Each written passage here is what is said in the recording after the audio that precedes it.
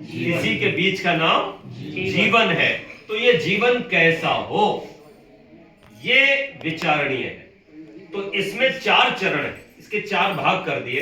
पहला भाग हो गया बाल्यावस्था, दूसरा भाग हो गया युवावस्था, तीसरा भाग हो गया वृद्धावस्था, ठीक है ना, और चौथा भाग्य हो गया इन अवस्थाओं से परे, जिसमें हमें इस देह को छोड़ करके जाना होता है। तो वो तो जाना होता है, लेकिन ये जो पहली अवस्था है बाल्यावस्था, इस अवस्था में हमें ये जीवन कैसे जीना है ये सीखना होता है।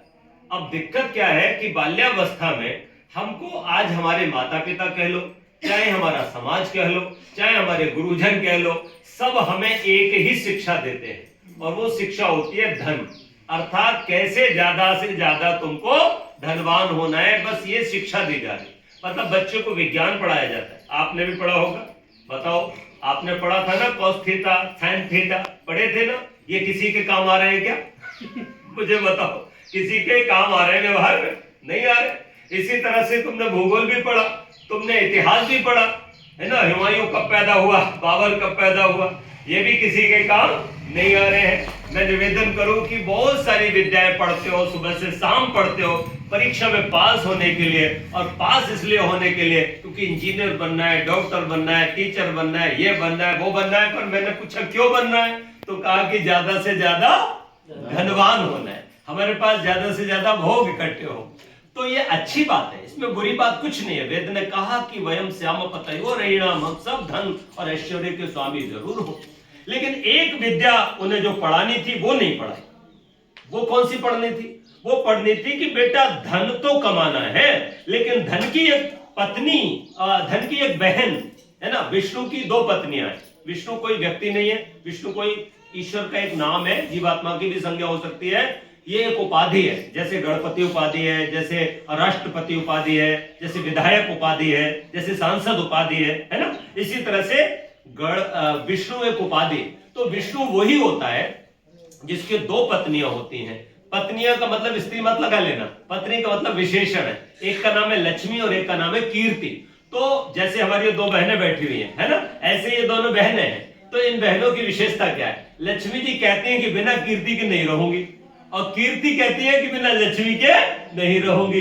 अब मुझे बताओ कि किसको ज्यादा बढ़िया है पकड़ना, जल्दी बताओ। अगर तुमने लक्ष्मी को पकड़ और कीर्ति को छोड़ दिया, तो फिर मुझे बताओ ये रहने वाली है क्या?